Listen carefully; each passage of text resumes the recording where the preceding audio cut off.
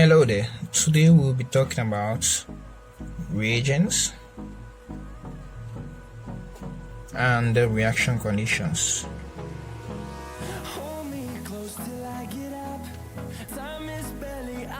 This is an important aspect in chemistry because in most reactions or most equations that we do, for example, formation of salts, Cl minus plus, which gives us sodium chloride.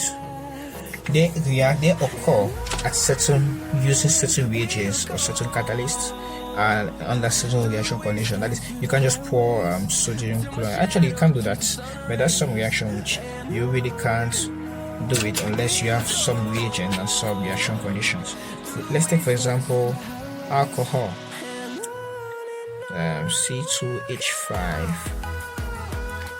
C2H5OH will give us an alkene, C2H4. But this won't react just like that. You can just heat the alcohol and expect to remove the water out of it and get C2H4. You need some kind of reagent and reaction condition. And now, today we will be talking about the reagents for all the reactions, but we want to briefly give brief summary. This brief summary is based on what me myself, based on my past experience with dealing with reagents and reaction conditions. Although I'm a student, but I have some tips to remember some reagents and reaction conditions. So let's go with the pretty basic one. We'll start with reactions of dehydration. Hydration means, or hydra means water, and D means removal. So whenever you see dehydration, you can just know it's water. And the best set of people which remove water, we have concentrated sulfuric acid or hypochlorous acid. Most of the time we use concentrated sulfuric acid. So for example, in this case we have C2H5OH and here we have C2H4. What do I imply by that? If you look at it cleanly, we have 5 hydrogens OH, and here we don't have any OH, and we have each set 4. So one hydrogen is gone, and OH plus hydrogen gives us water. So which means this reaction is a dehydration reaction, and which means the most common one which we could use here is concentrated sulfuric acid. Where this concentrated sulfuric acid will now act as our dehydrating agent. So let's make a quick table for this. Whenever we have H2O left, we have H2O out of the reaction. So out of the reaction, we use reagent H2SO4. Remember, it's concentrated H2SO4 or hypochlorous acid.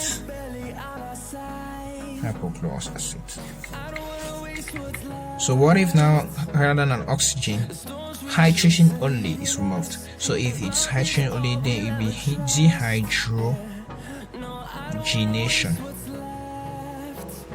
So if you figured it out already, then 10 billion points. Hydrogenation. Hydrogen means hydrogen, and then genation. D means removal. What the hell? D means removal. So removal of hydrogen. Which means will be an oxidation. Dehydrogenation. And we have so many ways of removing hydrogen.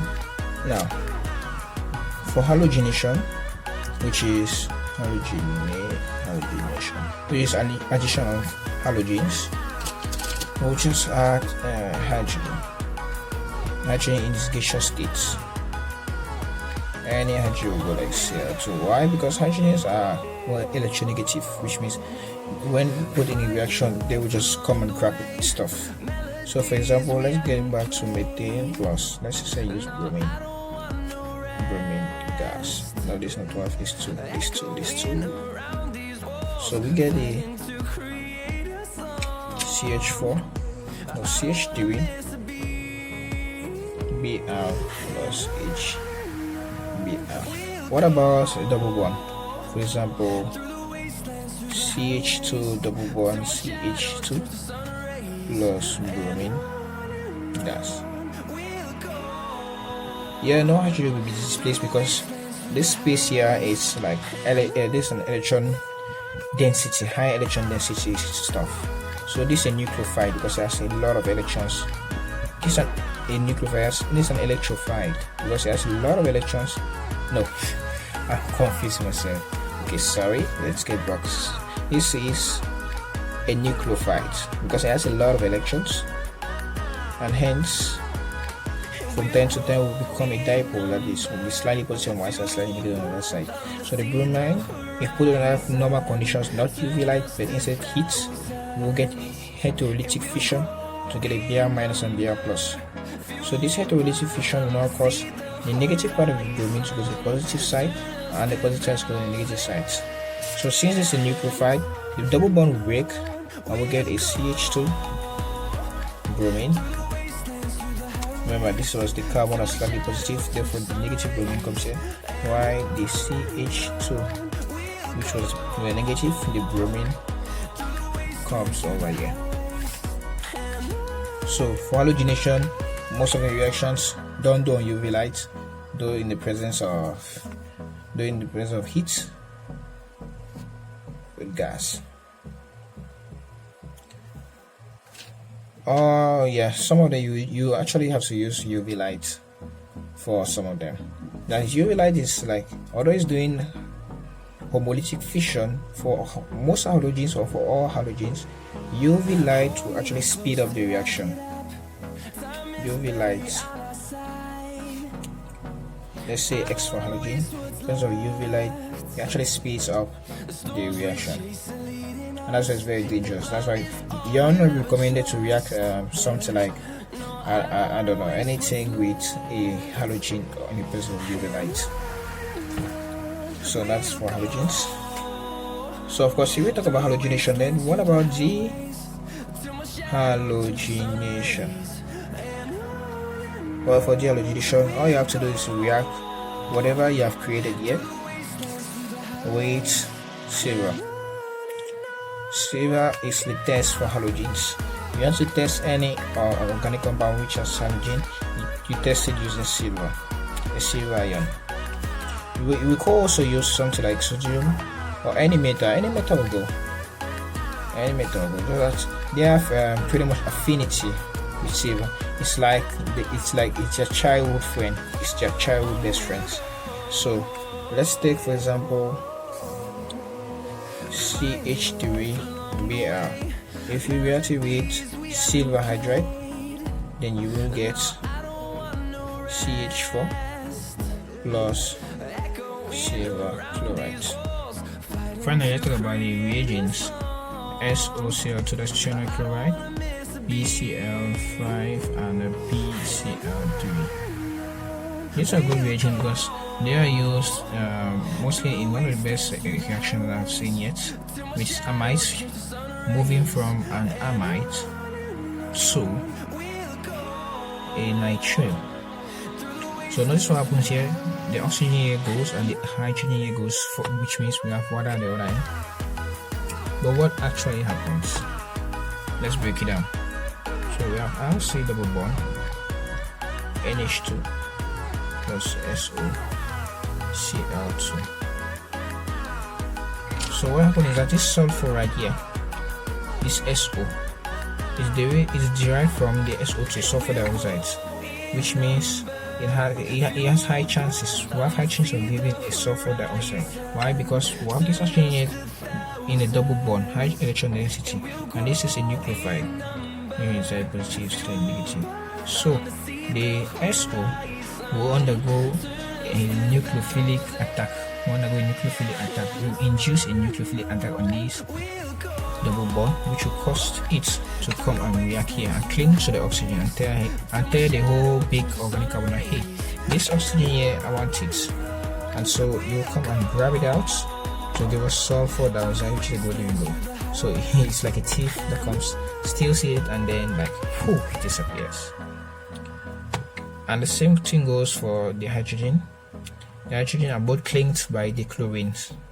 The chlorines and the nitrogen. Notice that nitrogen is like having 5 electrons, so it needs 3 more electrons, while the chlorine needs just 1 more electron, which means in terms of electronegativity,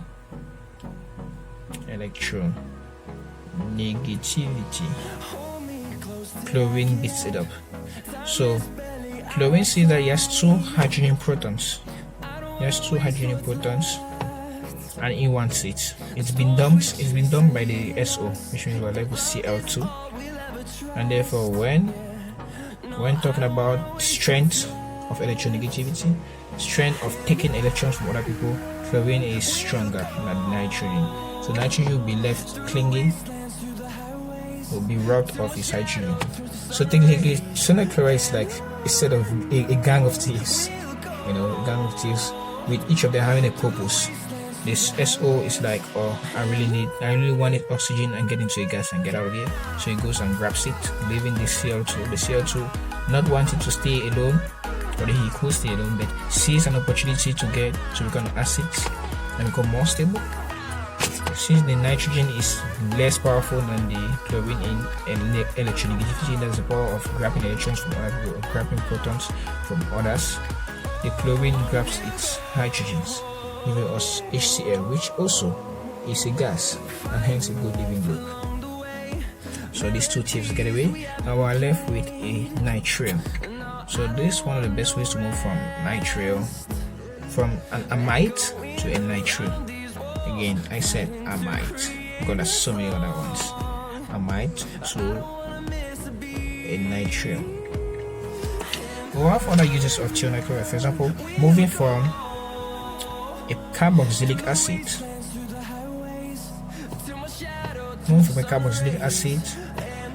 to an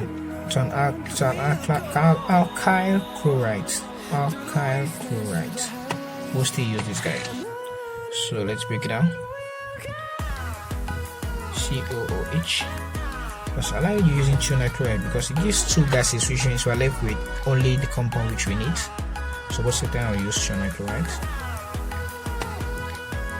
Again, all of these are just reagents. Normally we are supposed to put them over here. I just want to put them here to break it down, but they are reagents. Reagents are in place on top of the arrow. So we have CO like this. So the SO again will attack one of its oxygens. RC double bond OH. So you attack this one, which is having high electron density, leaving us with RC OH plus Cl2, or better still C plus Cl minus, right? Because technically, I'll see. So for that, so he gone by now. The thief has accomplished what he had to do, so he disappears in thin air. So having removed this, we're left with OH. And OH now sees that this carbon here is like really unsatisfied because it's having 2 electrons to do nothing with it. And oxygen, which is like O with H with C, sees that he has a better opportunity to link his electrons over here. And if he leaves his electron over here, then he no longer leads this H ion. So this H ion moves out to give us RC double bond. So the double bond reforms itself plus the hydrogen which is left out. So this hydrogen left out, of course, this chlorine will seize the opportunity and grabs this to give us HCl, which is a good living group, and therefore goes. And all that's left now is this chlorine, which sees that this carbon here, although it has a double bond, still has 1 spot. Remember, it was like this. Still has this spot over here. So this chlorine here just comes and gets the 750, and therefore we have an alkyl chloride. So we move from a carboxylic acid to an alkyl chloride. using 2 chloride. This occurs in the same way with PCl5 and PCl3. Let's just write it down. I will see the double bond OH plus PCl5. So I'll first write my CE, and I know that the PO parts, the P parts, will just come and say, hey, I really want to make this kind of compound, Cl3. So if you remember on our lesson of acids, let's try and name this PO. PO is coming from like PO4. So this will be hypo. And we have Cl3. So hypochlorite plus, we're left with 2 chlorines. But let's write the mechanism. CO double bond O OH. So this oxygen is gone pretty much. So we're left with COH. We're left with 2 spaces, right? This oxygen will do its thing and send away this hydrogen to its mom, which makes a double bond here, which means we're left with just 1 spot. Like this. So this hydrogen here is now attacked by one of these chlorine left, because see, we already have 3 chlorine staying here. So 2 of this chlorine, that is plus, and Cl minus. Cl minus attacks this to give us HCl, which is a gas. This is not a gas, by the way, and therefore we already see double bond O, and this empty space here which the chlorine comes and manifests itself. Now, what about with what about PCl3?